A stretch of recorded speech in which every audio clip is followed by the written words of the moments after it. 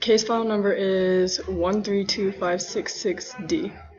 So Jane, today you have come to me, your genetic counselor, to ask if you are going to develop schizophrenia, which your grandmother and your mother both had schizophrenia, so you are most likely going to develop this disorder because if you look at this graphic right here, you can see these are your chromosomes, and whenever you're born, you have half your DNA from your mom and half your DNA from your dad. So whenever your mom's DNA goes into the egg, it splits half of these X's into these, and you can see as this blue circle right here is the mutation. So whenever it splits in half, the mutation goes onto these X's or chromosomes, and those will go into the egg, which is part of you now. So you will most likely develop schizophrenia.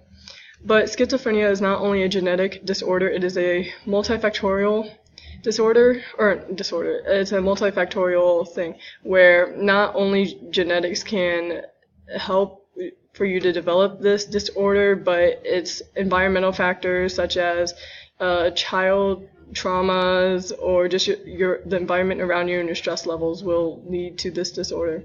So you have witnessed your mom and your grandmother's behaviors with schizophrenia, and you know that it can cause episodes where you lose touch with reality and you will have hallucinations and delusions.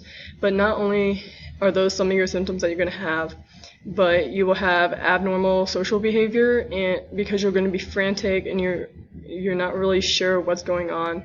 But it's not going to be all the time, it's just the majority. And then not only that, you will have bipolar behavior, and you're mostly going to be depressed. But how to help that is you can continue to come to therapy, and we can continue to talk to you and help you figure out how to reduce your stress, because the more stressed you are, the more likely you are to have your schizophrenic episode.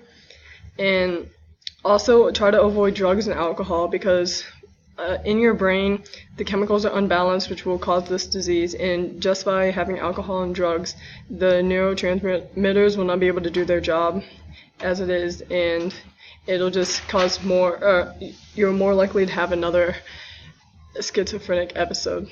And then what else you can do is find support from your friends and family and talk to them and be able to know you can trust them, so you can always go to them whenever you're struggling. And some questions you may have for me is, how drastically will this change my everyday life?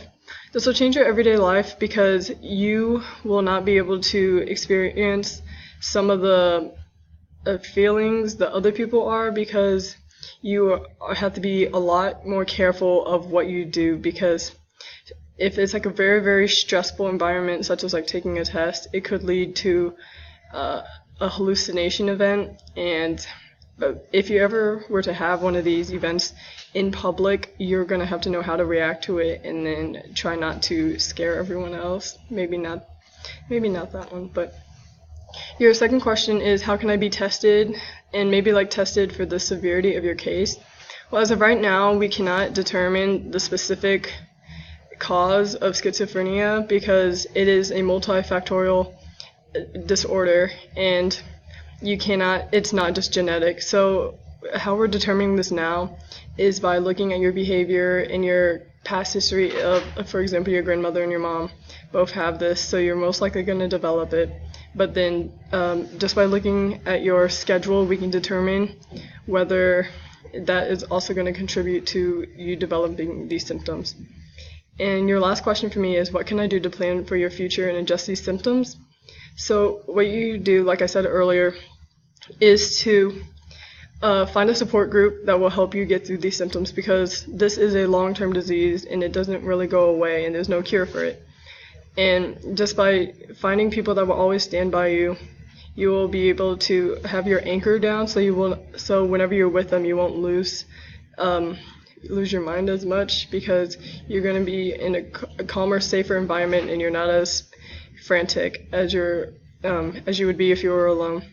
And also for your future, we can prescribe you some medications that will help with your depression, but it won't help much because with this disease, all your chemicals in your brain are going to cause you to be depressed, and just medicine is not going to help that alone.